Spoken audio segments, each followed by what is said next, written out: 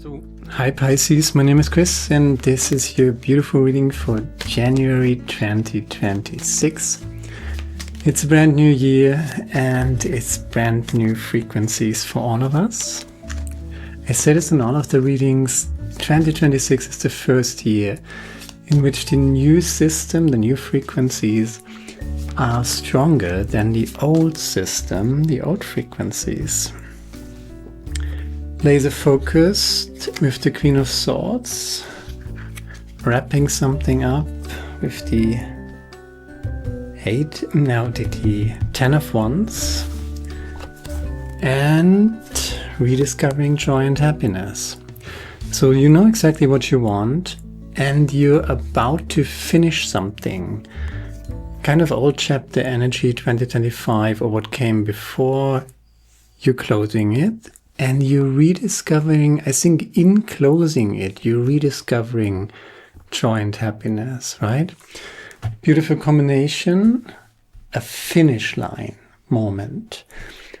You know exactly what to do, you know exactly what you can. So you're capable, you're willing, you're laser focused on what it is that you're doing, and you're just doing it. It's not necessarily what it's not like happiness, yay, crossing the finish line. You're kind of a little exhausted and you feel a little heaviness to that, but you're closing it, you know what to do, you're finishing it, you're doing your homework, whatever it is, wrapping it up, and it frees you. It frees you and it gives you joy and happiness back. There's a playfulness to it. And if you can, try to finish it, whatever work that you're going to do, whatever, finish line moment that you're having, try to make it not necessarily, or not heavier than it needs to be, okay? So there you can finish this successful with a little bit of joy here. Two of Swords, Knight of Cups, Two of Cups. Okay, so this speaks about being in doubt or thinking about a new spiritual journey. Something that you cannot do alone, or you can't do this in opposition to whatever antagonistic energy that you have to make peace with. The Two of Swords, some people talk about friendship, some people even talk about business associations, whatever, right? For me, this is the shadow aspect, basically.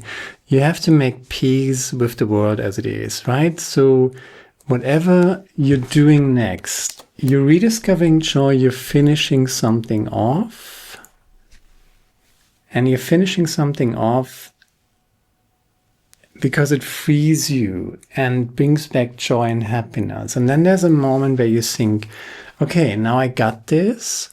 And now, where do I want to go with this? And you want to carry on joy and happiness in what it is that you're doing, right? That's the Knight of Cups. So you're not giving away that cup energy that you gained here with the Six of Cups, right?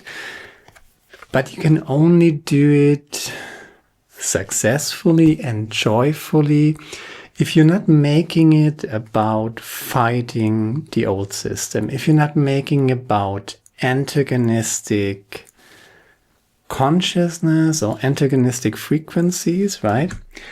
There's the right quote for it.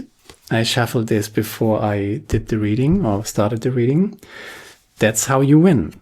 Not fighting the old, but building the new.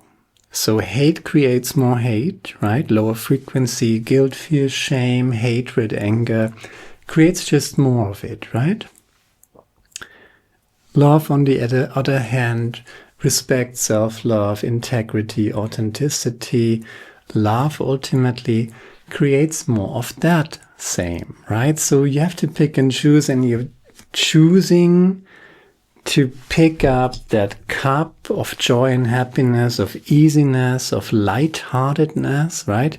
And you had this before. There's some aspect of your childhood here with the Six of Cups something rediscovered that you kind of lost during the years maybe, but you're finding it again. And it's all related to something that you built for yourself that was aimed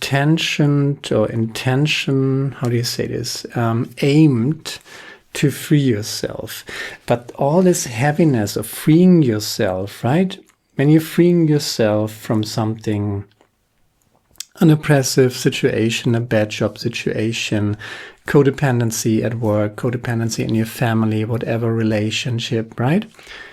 Wherever it happens, when you build something, when you fight yourself out of codependency, when you build something for you to free you, to open up new possibilities, this is a longer project here. You're finishing, right? You're finishing the old chapter where that was all about fighting and, freeing yourself. But in 2026, I think, especially in January 2026, you're realizing for the first time, okay, I kind of made it. I can make this joyful again. It doesn't need to be so hard and so heavy. And it doesn't need to be that struggle. That was kind of necessary to free yourself. But there is one big chapter, one closure. And this is definitively 2025 and the energies of the last 7 years. Technically speaking, the energies of the last, several years since 2008. There was this energy where everything was very much about struggle and heaviness, right? And in 2026, it's the first year where the new frequencies are coming in. Aquarius energy, Pluto in Aquarius, for example, and everything becomes more light-hearted, right? So you're making, I like this combination where you constantly try to balance the intellect with the emotional space, right? So your intellect lays the structure where you want to go. You know exactly what to do because that's a project that you have been doing for quite a while.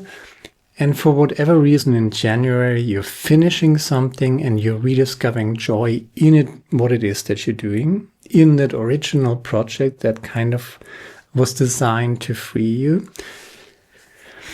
And you're thinking, okay, so if I reconnected to my emotions, if I brought back joy and happiness in this, and I want to go further with it, I want to explore this, I want to make something out of it, but based on joy and divine humble pride in what it is that you're doing. So it's not so much a struggle, it's not so much survival and fighting, but it is joy. You're really flowering in 2026, right? So you're taking this cup, that's the Knight of Cups, and then you realize, okay, I have to make peace with something that I cannot change, some antagonistic energy.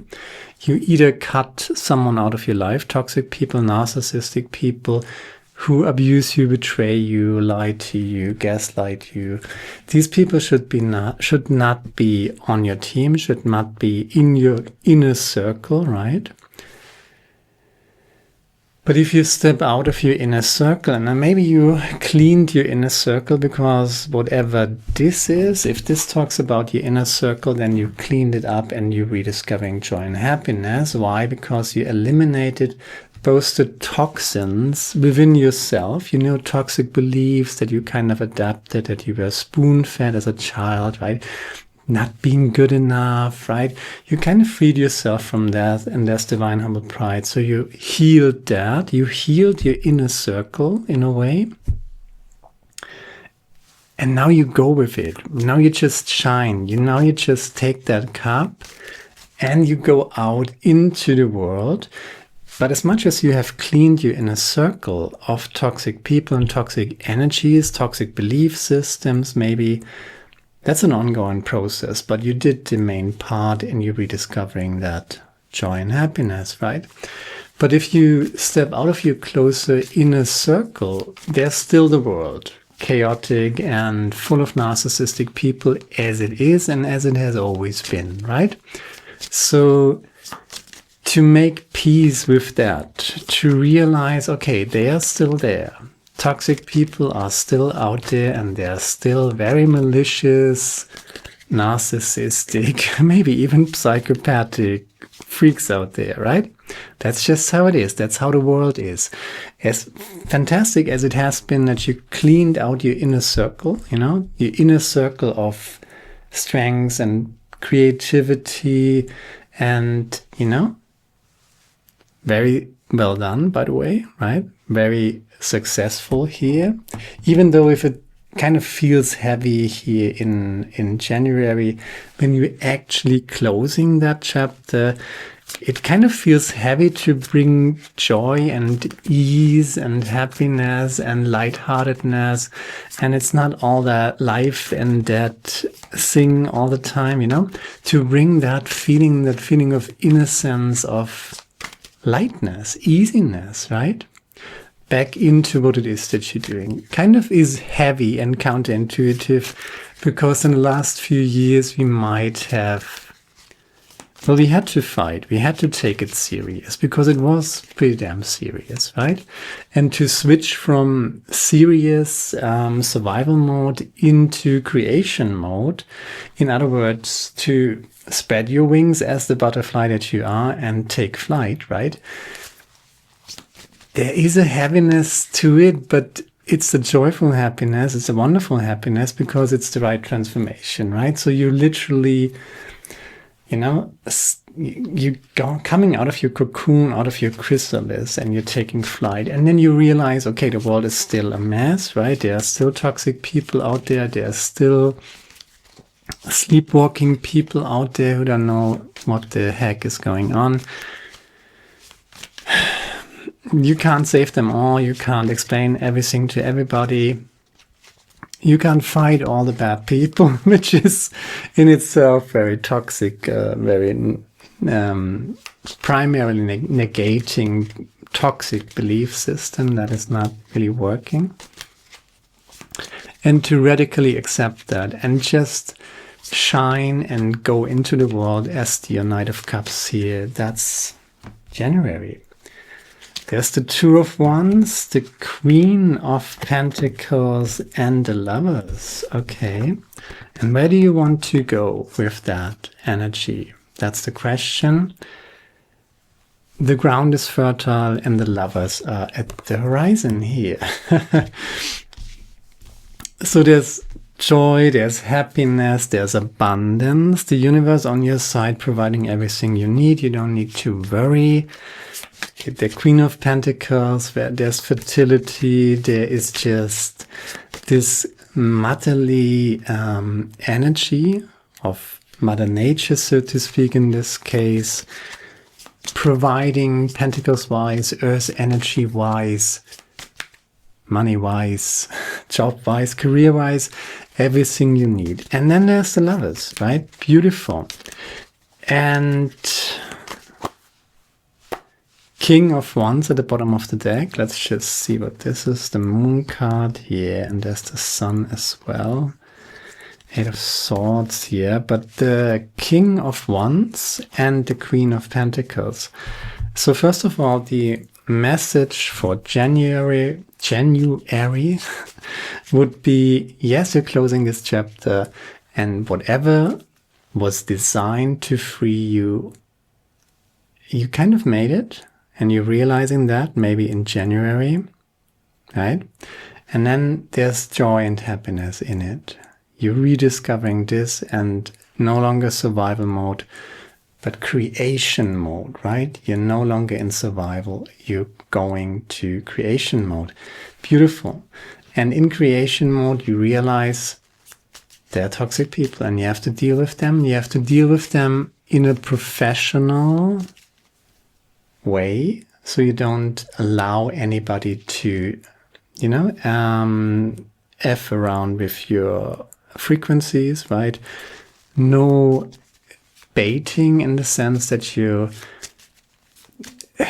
buying into any drama stories, So you have to be disciplined, but I feel like you're ready for this. And yeah, you're closing this very fast. The Chariot, the Knight of Wands, and okay.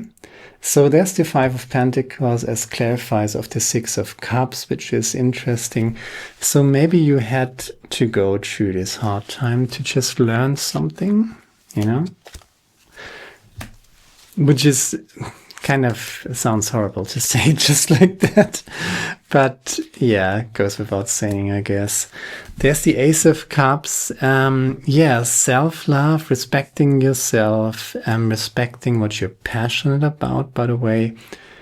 But bringing that in a balance. So you got the Ace of Wands, the Ace of Cups, and the High Priestess. And the High Priestess is literally balancing it out within yourself, your passion and your emotions.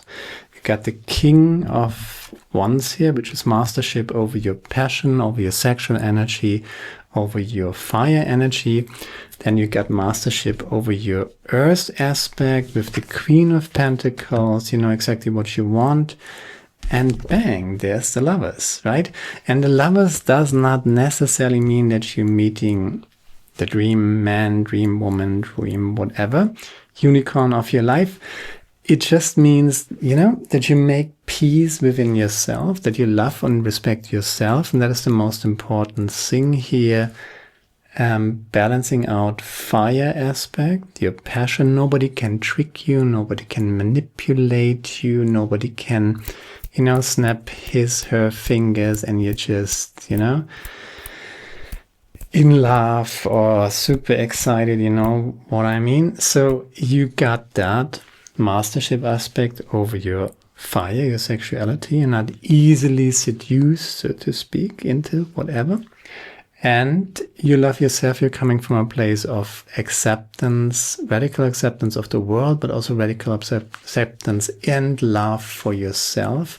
And then you can deal with just everything. Then you're in this Two of Cups energy.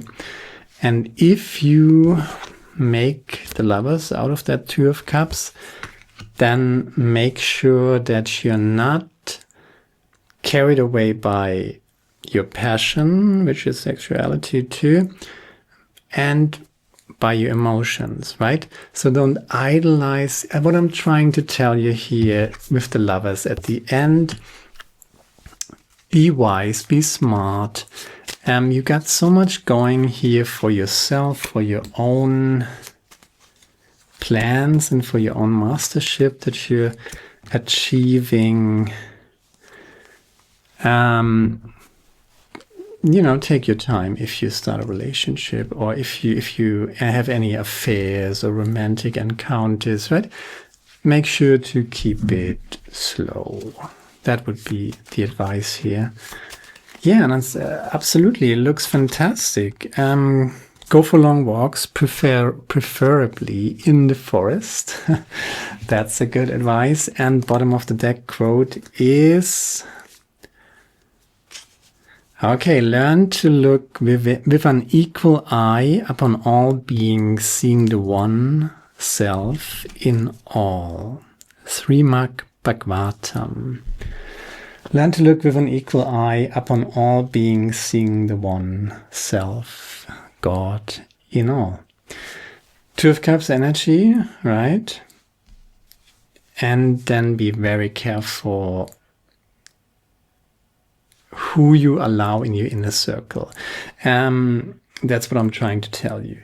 So you had a lot of toxic people maybe in your inner circle. They were maybe narcissistic abuse, maybe betrayal with the Five of Swords. And you built something to lift you out of this. And now you're realizing, oh, I kind of made it. Can we take a breath and maybe can we even enjoy this, right? And then that's exactly what you're doing. You want to enjoy it. You bring creativity and joy and happiness in this and you carry it forward. And you realize, okay, I have to interact with the world as it is. I cleaned my inner circle. That is what allowed you to build that, what you have for you, and come that far because you cleaned your inner circle, which was probably not exactly easy. Five of Dark Night of the Soul, Five of, right? That's the Five of Pentacles. Clarifying that. So protect it. Do not just allow people into your inner circle that are not fire-proven to be worthy to be there. That's pretty much all I got, and I hope it resonates with you. I got one more Blue Angel Oracle card, number 17. Lost and found. Oh, I love this. Yay. You have followed the script perfectly, taken all the necessary steps, all done all the right things. You have put a lot of effort into getting where you are. But as you approach the final stretch, your original desire no longer seems to matter. You feel as though you have lost your way. It does no longer feel right. Yet know that nothing you have done is a mistake. All is worthwhile and will eventually serve a purpose. You will rediscover the right path for you, and it will lead you to a golden future. Let it all go for a while. The right path will become obvious in time, not through rational thoughts and analysis, but through a feeling in your heart. For a long time you have been guided by what you thought you should do. Now it is time to be guided by your heart. Love will guide you to that which you love. Beautiful. And what I can see here in the cards is that you're definitively guided by your heart, in the sense that you're realizing joy, happiness in what it is that you're doing while you're doing it, right? Not just when you finish the project and you get paid, or not only if you, come home, or not only if it's the weekend, right? And you're living Monday to Friday for the weekend, no, but while you're doing it. Joy, not just at the weekend, not just when you finish the project, while you're doing it, and you rediscover that. And I think this is what this card speaks about, right? It's no longer about checking boxes, right? It's about the joy and the pride and the just good time, right? While you're doing something that you can be proud of and work with. And this is only possible if you have cleaned up your inner circle. So allow only people who are worthy into that inner circle. And that's all I got, and I hope it resonates with you. And if it does, share, like, subscribe, leave a comment, let me know what you think about it. And hopefully see you next time. Now, bye, my friend.